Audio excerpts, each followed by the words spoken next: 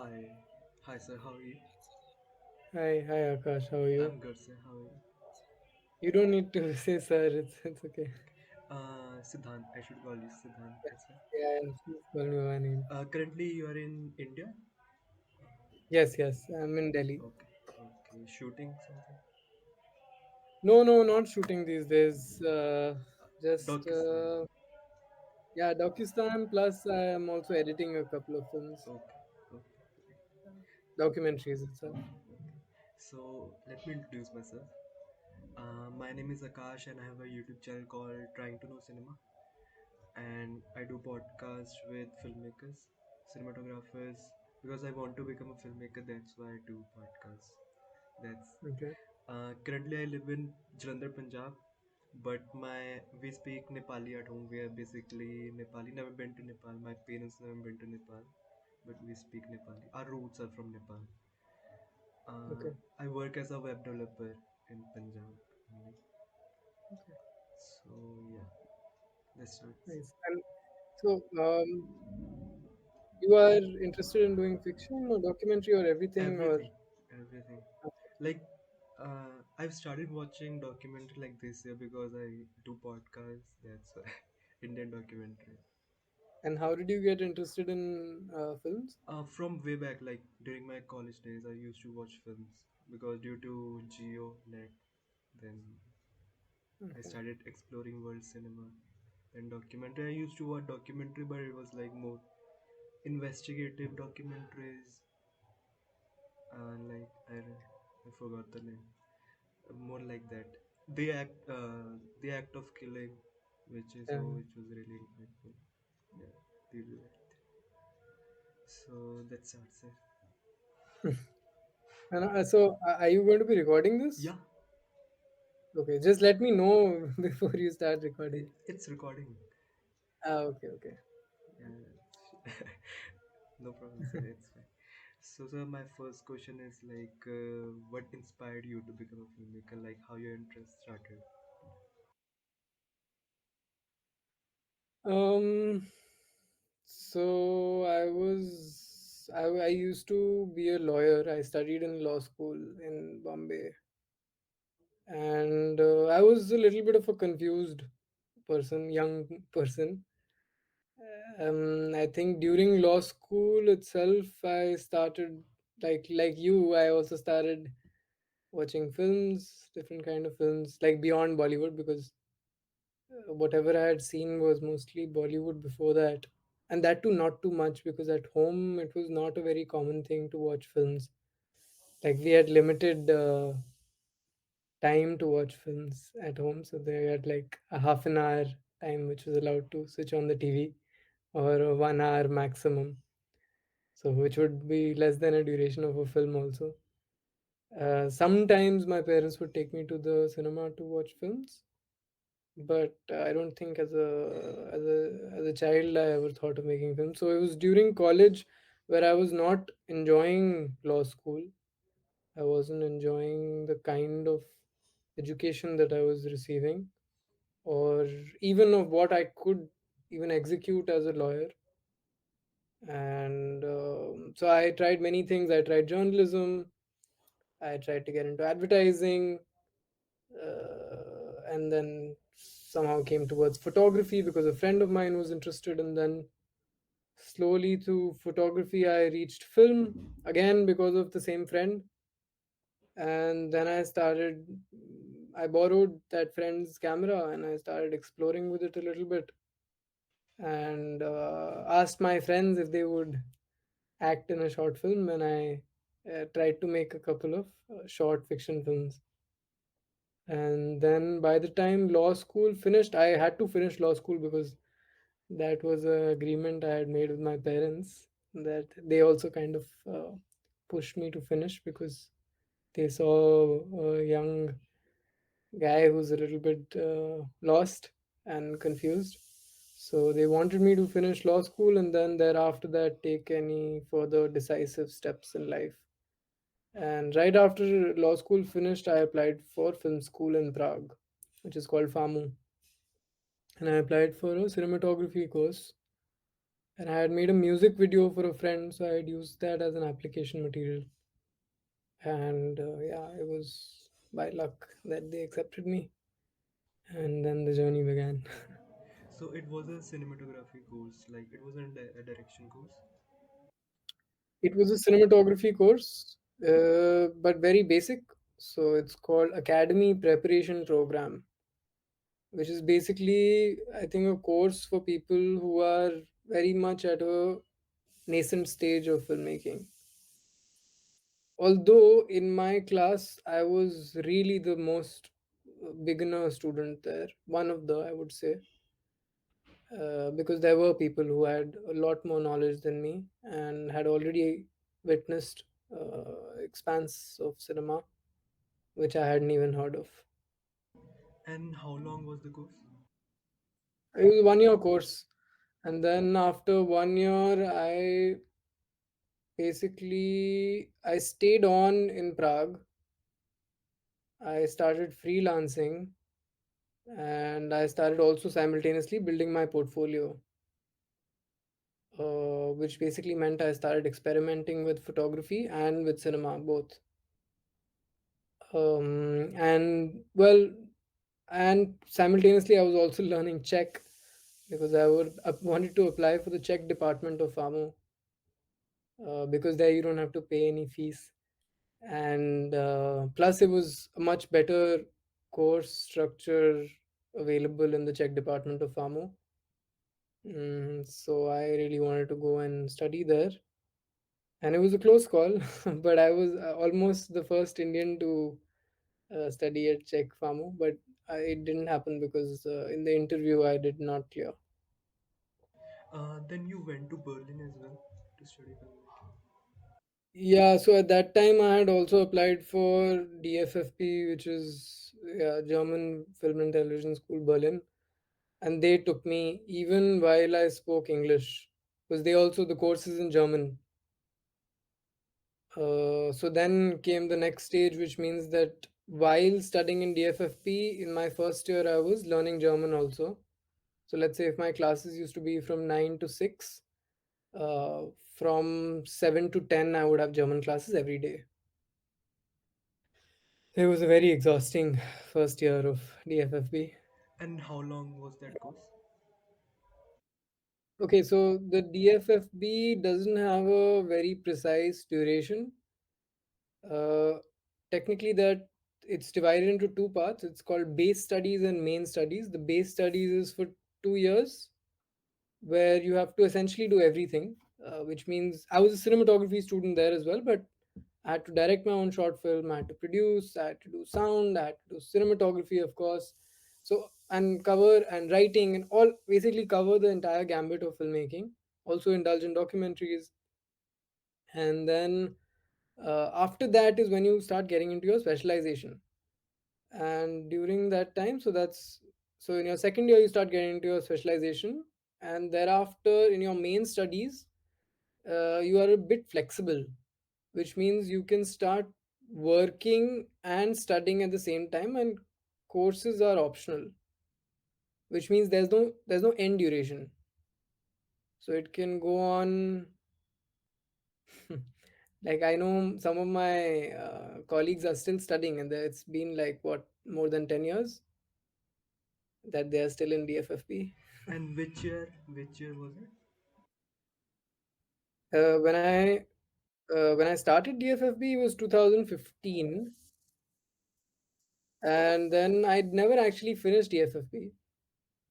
So I just, after 5 years, I thought it was enough, and I applied for Doc Nomads and I left. And there you decided you want to become a documentary filmmaker, like your interest in documentary started. Yeah, I mean, it's not like I've completely let go of fiction. I think I will come back. It's just that I did start getting interested in the documentary form a little bit more. Like, not to work in with necessarily work with trained actors and with structured dialogue based scripts. But there was a seminar that we had in the FFB, which was a documentary seminar, more based on research, how to go about research. So then I decided to take that as an excuse to go back to India and do my research for a project in India, which I thought of, which I researched a little bit online, and that turned out to be my first feature length documentary, Ayena.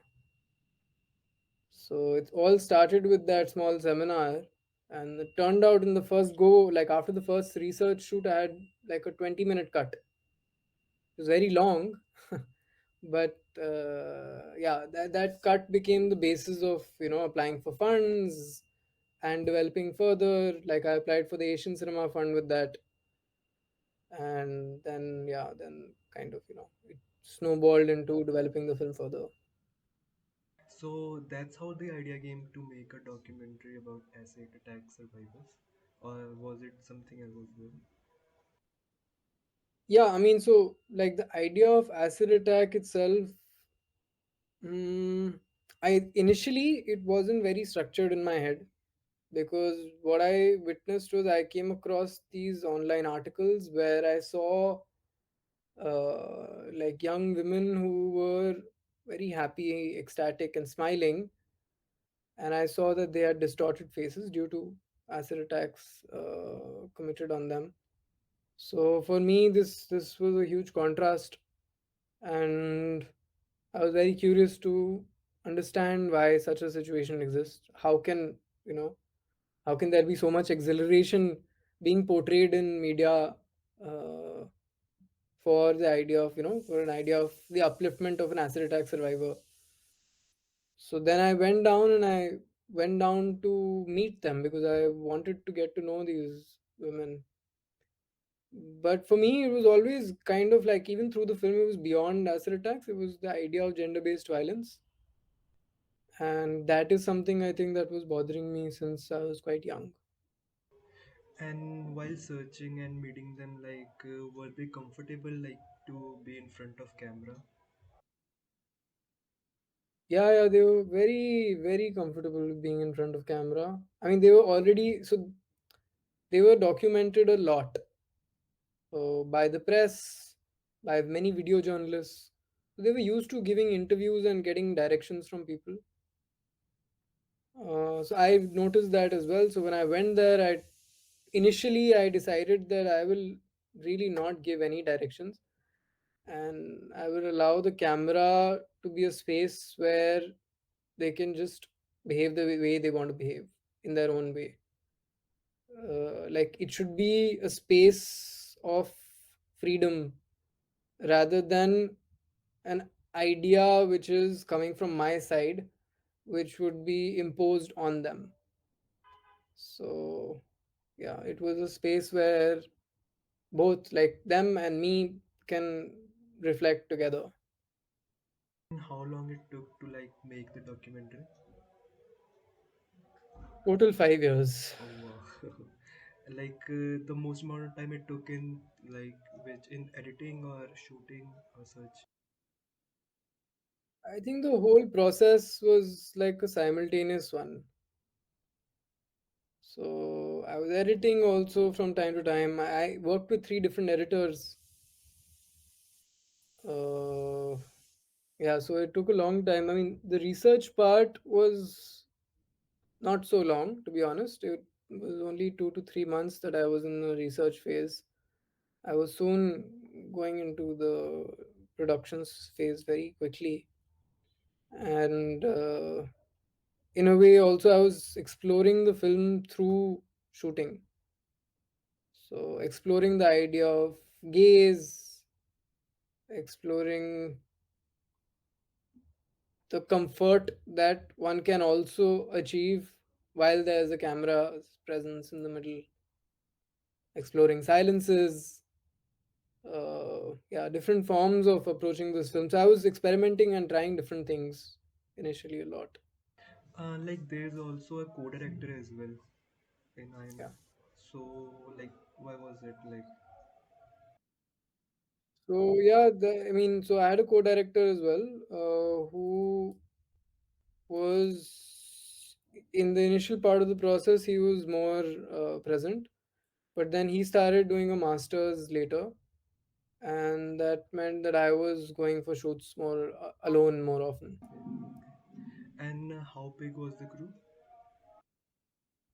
Mostly it was like initially it was me, my co-director, and a sound recordist, and then from the third year onwards, it was just me and the sound recordist, and then sometimes it was just me.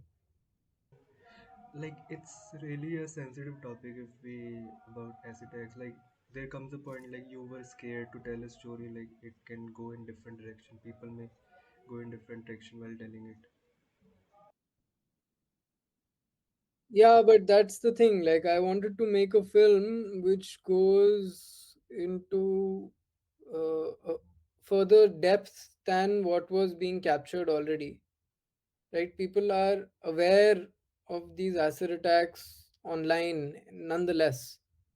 It was all there have been Bollywood films made about it. Also, it's been very ever present in the media. But I felt like till now a film hasn't really been made, or at least I wanted to make a film where you really get close to that person, like you witness them as how I witnessed them, and you witness the friendship that I developed over those 5 years in that through that film. So then if you start witnessing their personalities and you start seeing them much beyond their scars also, I mean, you see the scars, you see the reasons for those scars, but you try to see the personality as well. I think that is where I wanted to go with that film. No, it really comes beautifully. So it was like premiered in 2021. Like the film was 22. 2022. Like currently it's 2024. Like how people can watch if somebody wants to watch the film, how they can see. I am currently screening it in different parts of India, and then I'm also in talks with or one place at least, like one online platform which can release the film. And eventually, I will also release it on Vimeo or something like this. So I hopefully this should happen within this year of 2024. It. And let's talk about Dokistan as well because you're the co-founder as well. I've spoken to Mukul as well. So what is Dokistan, please? Now, what did Mukul tell you? It's about a place where they teach you about documentary. I mean, it's just a space that we've kind of opened up where documentary cinema or cinema itself can be explored in different ways. So it's just trying to explore a personal cinema in some way or the other without, and by personal, I don't mean necessarily personal stories, but the idea of how we see cinema for ourselves. So, without seeing cinema being structured or taught to us in a certain way, we see what is everything around us and we try to formulate our own ideologies. So it's like if somebody wants to join, like how they can join. So there are we had applications and there's an application round and then an interview round, and then we are selecting 15 participants. So, what do you say? Currently, are you shooting anything like your future projects? No, right now, no. I'm not shooting at the moment because Doc Nomads was very, very hectic. So I, after Doc Nomads, want to take a break from shooting. And currently, I'm editing a couple of films, documentary films. One of a friend and one other person, also two Doc Nomads who are now making their own films. Also, one thing while making Ayena, like you ever thought about making it a fiction as well, converting into fiction? I mean, no, I did not think about that because. But why do you ask this question? Because I think it was like you made it in. It was released in 2022, Like you made 5 years ago, but at that point of time there wasn't any films about this topic. Very few, I would say. So that's why. No, I mean, for me, it was always an exploration as a documentary film itself, or what we understand as a documentary. It's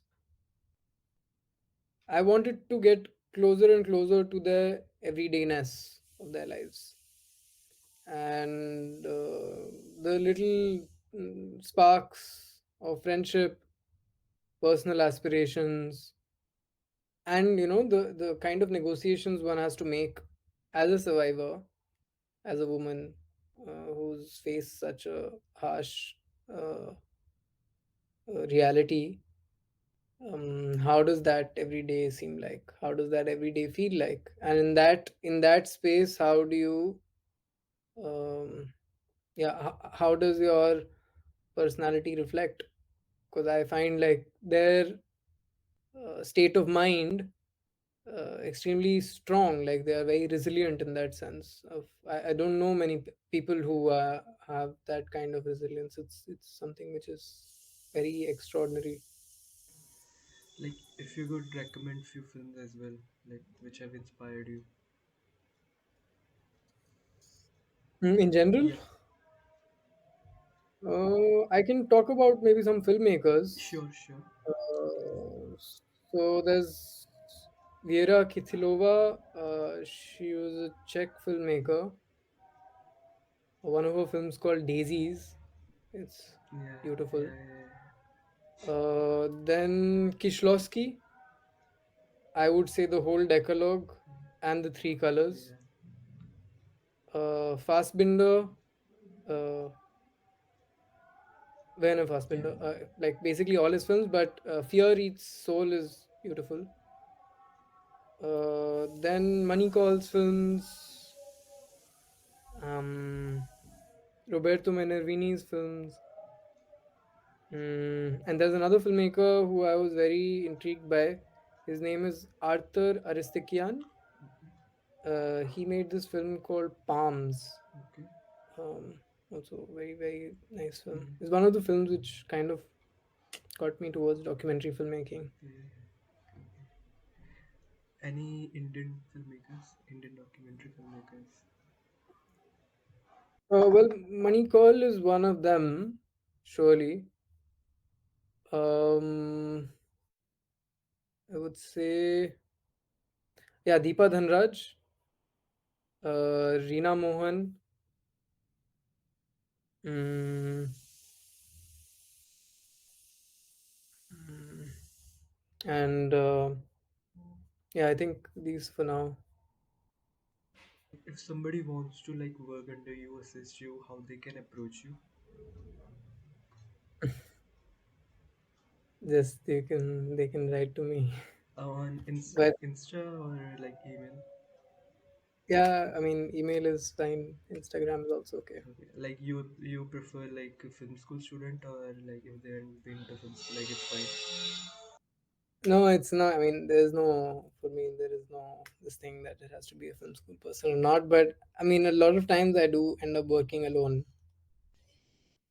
It's become the way I work now. But yeah, I mean, of course, sometimes I'm not also working alone. It really depends on the circumstance and the gravity of the situation I have to deal with. So if it's a very, very sensitive and personal environment, then I end up being alone, because also there's a like freedom to express myself also, and for the person I'm with in a certain way.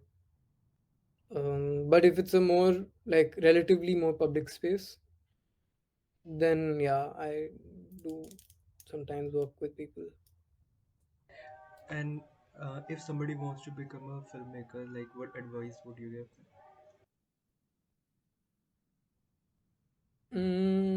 I mean, the best way to do it is to try and start, you know, try and make films, watch films, think about how you want to make films. I think a lot of filmmaking is also to do with how you experience life, and then how you reflect upon experiencing life.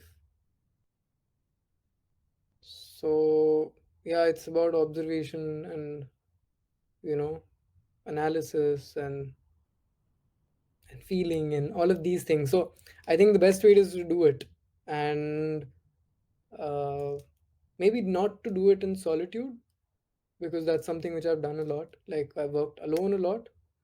Uh, but by which I mean, like, create a, so, like, a space around you where you can discuss your work, so that you and your colleagues can grow together.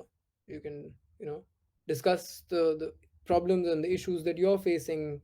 They can discuss theirs, so it's kind of a, continuously building environment.